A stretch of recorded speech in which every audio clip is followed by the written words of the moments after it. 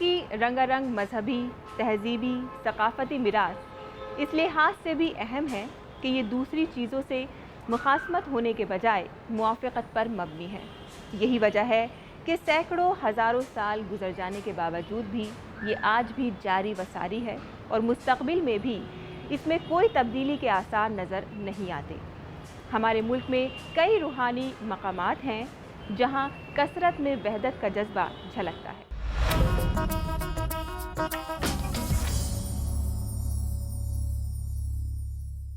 بلا تفریق مذہب و ملت پیغام محبت پھیلانے والے اولیاء اللہ کی بھی اپنی کرامات ہے کہ آپ ہر عقیدے سے تعلق رکھنے والے لوگوں کے دلوں میں گھر بنا لیتے ہیں۔ پرانے قلعے کے عقب میں واقع حضرت شیخ ابو بکر طوسی قلندری، جو کہ مٹکے پیر کے نام سے بھی مشہور ہوئے، کا آستانہ ہر مذاہب کے لوگوں کے ماننے والوں کے لیے عقیدت و احترام کا مرکز ہے۔ دلی میں صوفی سنتوں کی درگاہوں کی ایک اچھی خاصی تعداد ہے۔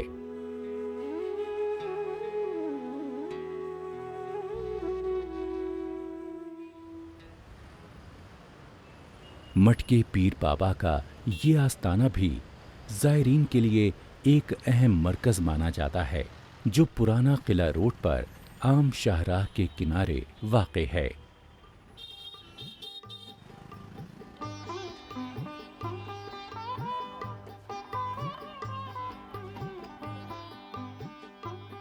جب ہم اس سڑک پر سفر کرتے ہیں تو ہمیں الٹے مٹکوں کی ایک قطار نظر آتی ہے، جو مٹکے پیر بابا کے آستانے کے ساتھ لوگوں کی عقیدت کا مظہر ہے، اور یہاں پر ان کی امیدیں پوری بھی ہوتی ہیں۔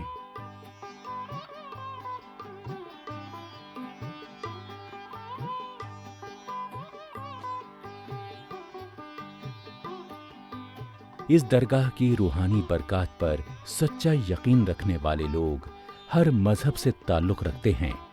ان کا ماننا ہے جو منت یہاں خلوص دل سے مانگی جاتی ہے، اس کا اس بارگاہ میں قبول ہو جانا یقینی بن جاتا ہے۔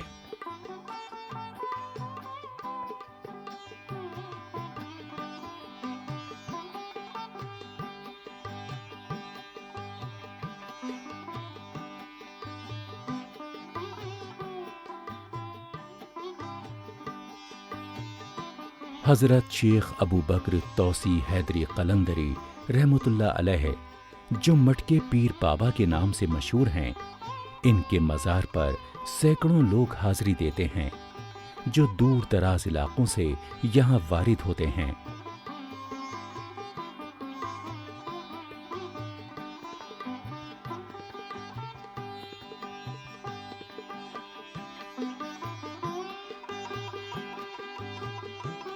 مقامی لوگ اپنے مسائل و مشکلات لے کر یہاں آ کر دست دعا بلند کرتے ہیں اور اپنی خاص عقیدت اور محبت کا اظہار کرتے ہیں۔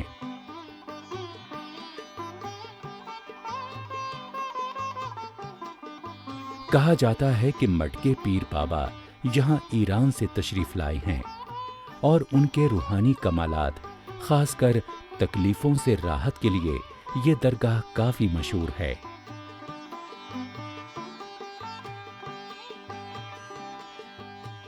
جب زائرین اپنے دکھوں اور تکلیفوں سے نجات حاصل کے لیے یہاں آتے ہیں اور ان کی مرادیں پوری ہو جاتی ہیں، تو وہ اس دربار میں روایتی مٹکا نذر کے طور پر پیش کرتے ہیں۔ جی ہاں، کمہار کے ہاتھوں سے تراشا ہوا سیدھا سادہ مٹی کا مٹکا۔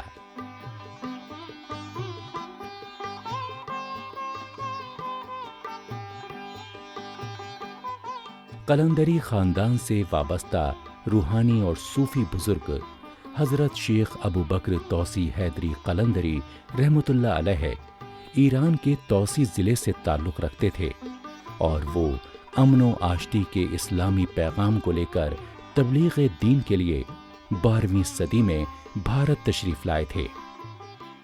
یہاں پروردگار عالیہ کی زیارت کے لیے ہر طبقے اور ہر مذہب سے وابستہ لوگ کسی بھی وقت روحانی برکات سے فیضیاب ہو سکتے ہیں۔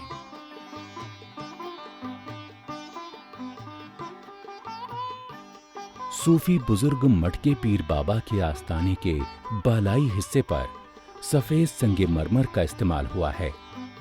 इस आस्थाने की तामीर बलबन ने की है, जिस पर इस्लामी फन तामीर के नुकूश के अलावा कुरानी आयात कुंदा किए गए हैं।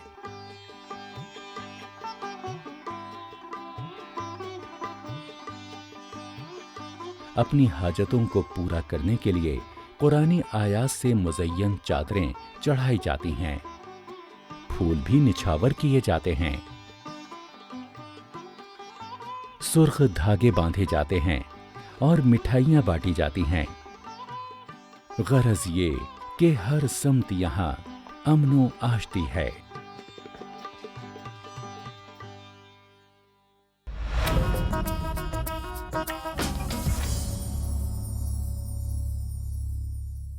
अलीगढ़ का नाम सुनते ही अलीगढ़ मुस्लिम यूनिवर्सिटी का अक्स हमारे जहन के कैनवास पर उभर आता है।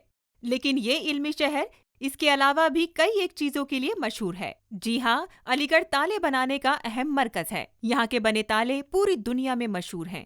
आइए अलीगढ़ की ताला नगरी पर डालते हैं एक नजर। उत्तर प्रदेश का अलीगढ़ शहर राजधानी दिल्ली से 90 मील जुनूब मशरिक में वाक़ है। ये अलीगढ़ मुस्लिम यूनिवर्सिटी के लिए खासा मशहूर है। ये शहर 12वीं सदी ईस्वी में एक किले की सूरत में कायम किया गया था और इसे कौल कहा जाता था। बाद में सन 1776 ईस्वी में इसका नाम अलीगढ़ रखा गया। अलीगढ़ का इल्मी शहर ताले बनाने के लिए भी काफी मशहूर है। अलीगढ़ लॉ क्लस्टर में मुख्तलिफ इक़साम के ताले बनाए जाते हैं, खास तौर से कुंडी में लटकाए जाने वाले कुफ्ल, साइकिल के कुफ्ल और दरवाजे की लकड़ी में खाना बनाकर बैठाए हुए कुफ्ल। ताले या कुफ्ल तैयार करने के लिए कई तरीक़ेकार इस्तेमाल किए जाते हैं, जैसे बैरम टाइप और पिन सिलेंडर टाइप वगैरह।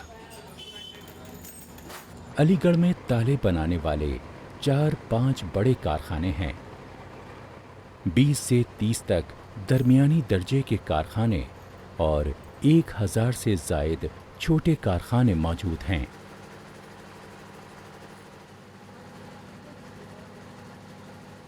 अलीगढ़ भारत में बनाए गए ताले की मिक़दार का 75% हिस्सा तैयार करता है, जिससे ये शहर ताला नगरी के नाम से भी जाना जाता है।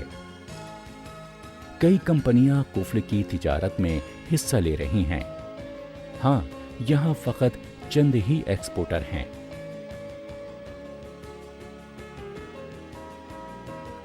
यही वजह है कि अलीगढ़ एक ब्रांड बन चुका है। सालाना 210 करोड़ रुपए सिर्फ ताले बरामद करने से कमाने की वजह से ये सनत अलीगढ़ की इक़्तिसादियात के लिए रीढ़ की हड्डी का दर्जा रखती है। यहाँ घरेलू और छोटे पैमाने के 6000 कुफ्ल यूनिट काम कर रहे हैं। अलीगढ़ के कुछ कुफ्ल साज दिल्ली, मुंबई और चेन्नई में कारोबारी एक्सपोर्टरों को बिला वास्ता बरामदात की सूरत में माल भेजते हैं। कई एक कुफ्ल साज हार्डवेयर एक्सपोर्टरों को माल रवाना करते हैं, जो इसको हार्डवेयर का हिस्सा बनाकर बरामद करते हैं।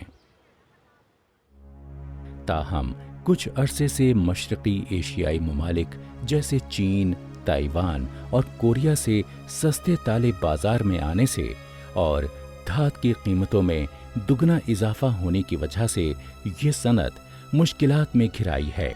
उम्मीद करेंगे कि अलीगढ़ ताला नगरी की मुश्किलात आर्जी साबित हों, जिससे हमारी ये मीरास ख़त्म होने से बच जाए।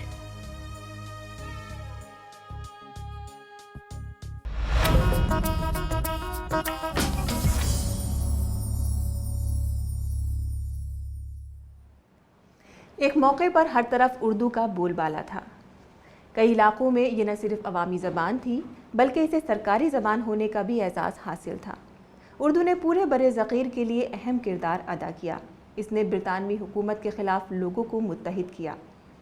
وہیں کئی وجوہات کی بنا پر اس کے ساتھ جڑے لوگوں اور اداروں نے اس کا ساتھ چھوڑ دیا اور اسے سرے راہ ڈال دیا، یہاں تک کہ اس کے مٹنے کا اندیشہ تھا۔ لیکن پھر حکومت وقت کو خیال آیا اور اس نے اس کی تجدید نو کے لیے اقدامات کیے اور قیام ہوا قومی کونسل برائے فروغ اردو زبان۔ آج یہ ادارہ اردو کو فروغ دے رہے پروجیکٹوں کی نگرانی کرتا ہے۔ بھارت کو یہ اعزاز حاصل ہے کہ اردو زبان کا جنم اس سرزمین کے قلب میں ہوا، لیکن جب اس زبان میں تنزلی کے آثار دیکھے گئے تو بھارت سرکار نے کئی اقدامات اٹھائے۔ ان میں قومی کونسل برائے فروغ اردو زبان کا قیام شامل ہے۔ یہ خود مختار ادارہ انسانی وسائل کی وزارت کے ماتحت ہے، جسے 1 اپریل سن 1996 میں قائم کیا گیا ہے۔ اردو کونسل کو خاص طور پر حکومت ہند نے یہ ذمہ داری دی ہے کہ اردو کے فروغ کے حوالے سے، اردو کو جدید تقاضوں سے جوڑنے کے حوالے سے اور اردو کی مزید ترقی و تشکیل کے حوالے سے حکومت ہند کو یہ ادارہ اگر کوئی مشورے دیتا ہے تو حکومت اس پہ عمل کرتی ہے۔ اس کے علاوہ اردو میں سائنس اور ٹیکنالوجی شعبوں میں ہوئی پیش رفت سے متعلق مواد دستیاب رکھنا ہے۔ ساتھ ہی یہ ادارہ اردو کے فروغ کے لیے مختلف پروجیکٹوں کی نگرانی کرتا ہے جو اس کے نزدیک صحیح اور فائدہ بخش ہوں۔ عربک اور پرشین چونکہ ہم اضافی طور پہ کرتے ہیں تو فوکس ہمارا اردو کے حوالے سے ہوتا ہے، تو اردو کی ہمہ جہت ترقی کیسے ہو سکتی ہے؟ اردو کی ہمہ جہت ترقی یہ ہو سکتی ہے کہ جتنے بھی ڈیفرنٹ فیلڈز ہیں ان فیلڈ پہ کام کیا جائے۔ کونسل برائے فروغ اردو اس زبان میں لٹریچر شائع کرتا ہے جس میں سائنس اور جدید علوم کی دیگر شاخیں، بچوں کے لیے ادبی کتابیں، حوالہ جاتی کتابیں، انسائکلوپیڈیا اور ڈکشنریاں وغیرہ شامل ہیں۔ یہ نہ صرف جریدے اور رسالے شائع کرنے میں امداد فراہم کرتا ہے بلکہ اپنی مطبوعات کی فروخت کے لیے وقفے وقفے پر ملک اور غیر ممالک میں نمائشوں کا اہتمام بھی کرتا ہے۔ ایک موبائل وین ہے ہمارا جس میں اردو کی کتابیں ہوتی ہیں اور یہ پورے ہندوستان الگ الگ حصوں میں جاتی ہے۔ یہ ادارہ اس کام میں بھی جٹا ہوا ہے کہ اردو زبان کو جدید دور میں پیش آنے والی رکاوٹوں کو دور کرنے کے لیے کمپیوٹر پروگرام تیار کیے جائیں۔ کونسل برائے ترقی اردو انگریزی اور ہندی کے علاوہ دیگر جدید ہندوستانی زبانوں میں اردو سکھانے کے لیے مختلف پروگرام اور پروجیکٹ مرتب کرنے کا کام بھی کرتا ہے۔ صحافیوں کے ساتھ مل کے کئی پروگرام ہم کر رہے ہیں۔ اس کے علاوہ جتنے اخبارات اردو کے نکلتے ہیں ان کو یونائی سے ہم نے جوڑ رکھا ہے۔ یونائی کی سروس اگر وہ لیتے ہیں تو 50% کاسٹ ہم دیتے ہیں، 50% کاسٹ انہیں بھرنا ہوتا ہے۔ تو کہیں نہ کہیں اردو اخبارات کو ہم بوسٹ اپ کرنے کا ایک بڑا طریقہ ہے جو کونسل کر رہی ہے، اور ہندوستان بھر کے اخبارات ہم سے جڑے ہوئے ہیں اور ان کو ہم یہ سبسڈی فراہم کر رہے ہیں۔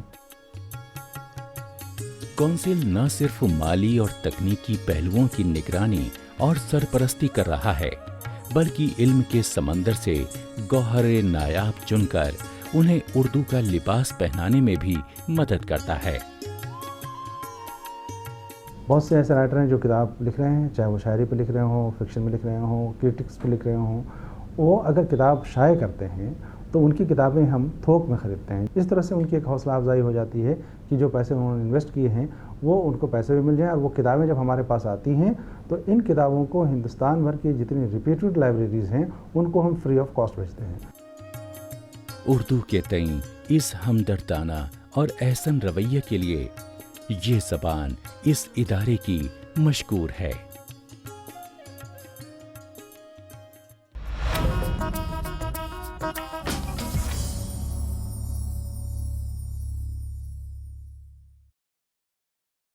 آنکھیں بند کرتے ہی بنارس یا وارانسی کا نام ذہن میں آتے ہی ہمارے ذہن میں گنگا کنارے بنے گھاٹ، मंदिर, तंगलिया, यहाँ का मशहूर मशरूब छाछ उभर आता है।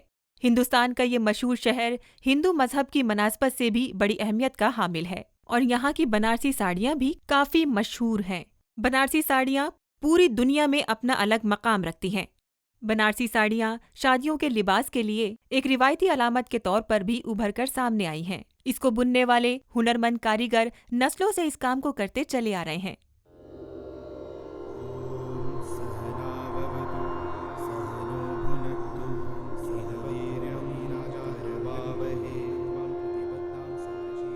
वाराणसी या बनारस, गंगा के किनारे आबाद ये मशहूर शहर जिस तरह मजहबी मुनासबत से बड़ी अहमियत का हामिल है, वैसे ही अपनी साड़ियों के लिए भी बहुत मशहूर है।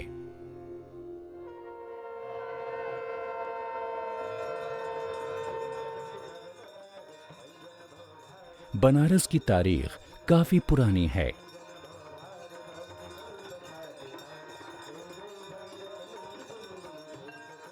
ये शहर ऋग्वेद जमाने यानी तकरीबन 4000 साल से जाना जाता है।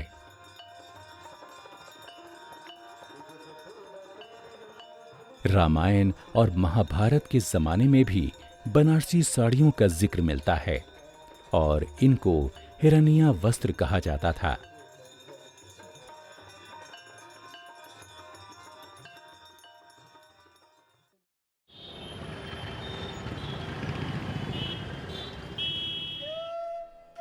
बनारसी साड़ियां पूरी दुनिया में अपना एक अलग मकाम रखती हैं।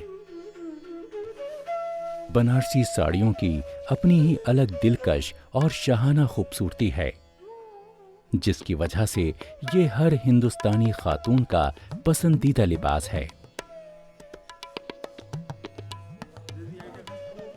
शादी ब्याह की तकरीब हो या और कोई मौका, सिर्फ बनारसी साड़ी में ये बात है कि किसी भी किस्म के लिबास को अपनी जाज़बियत से ये मात दे सकती है।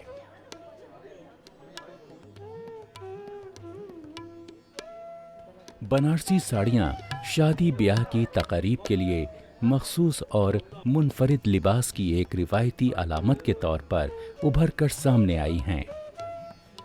ये वो असासा हैं जिसके वार्डरोब में होने से कोई भी औरत फख्र कर सकती है। शादी ब्याह के मौके के अलावा भी कुछ ख़वातीन साल में कम से कम एक बनारसी साड़ी खरीदने को फौकियत ज़रूर देती है, ताकि इनके जमाशुदा रिवायती मलबूसात में मज़ीद इजाफा हो जाए।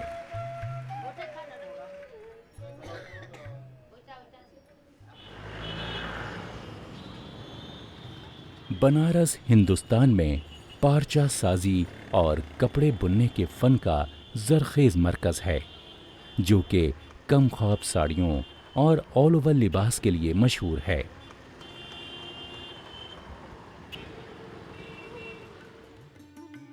साड़ियों की मखसूस इक़साम में जंगला, टांचोई, कटवर्क, टिशू और बूटीदार शामिल हैं। इनको सादा बुनियाद पर रेशमी बल और भरनी से बनाया जाता है, जिसमें इजाफी भरनी नक़ूश मुख्तलिफ खाकों में बनाए जाते हैं। फिर साड़ी के मुख्तलिफ हिस्सों को अलग अलग डिज़ाइनों से मुज़य्यन किया जाता है, जिससे इसमें भड़कीलापन और दिलकशी उभर आती है।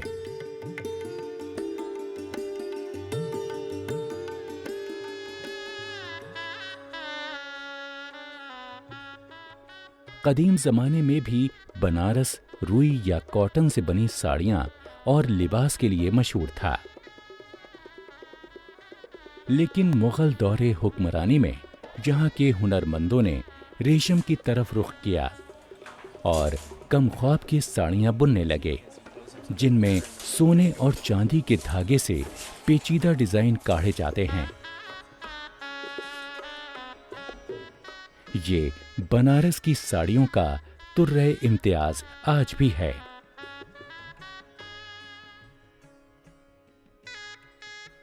कम ख्वाब उस कपड़े को कहते हैं जिसमें नकूश वाले धागे बलदार धागों में ठूंस कर मुख्तलिफ नकूश उभारे जाते हैं।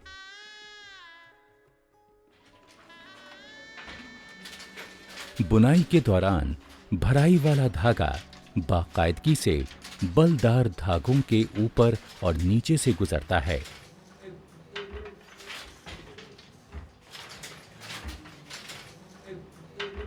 लेकिन अगर सोने, चांदी और रुई के धागे से कम ख्वाब में डिजाइन बनाने हों तो इनके दरमियान खुसूसी धागे दाखिल किए जाते हैं, जिससे बाकायदा भराई धागे का रास्ता बंद होकर चंद बलदार धागों के ऊपर से होकर गुजरता है। इस तरह बार बार और मुख्तलिफ जगहें पुर करने से अलग अलग नकूश बन जाते हैं, जिससे हर साड़ी की अपनी मुनफरिद जाज़बियत होती है। शायद यही वजह है कि महंगी होने के बावजूद इन्हें पसंद किया जाता है। ये साड़ियां बुनने वाले भी मशहूर हुनरमंद हैं, जो कई नस्लों से इस काम में लगे हैं।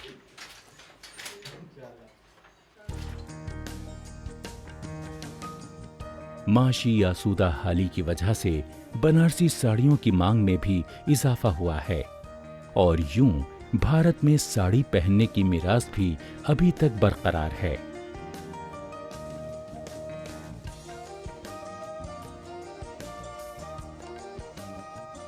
बनारसी साड़ियां हमारी मीरास का एक अहम हिस्सा हैं। ये मशहूर भी हैं, लेकिन ज़रूरत इस बात की है कि जदीद तकाज़ों के मुताबिक इस सनत को तिजारत से जोड़ दिया जाए, जिससे इससे वाबस्ता लोगों की आमदनी में इजाफा हो सके।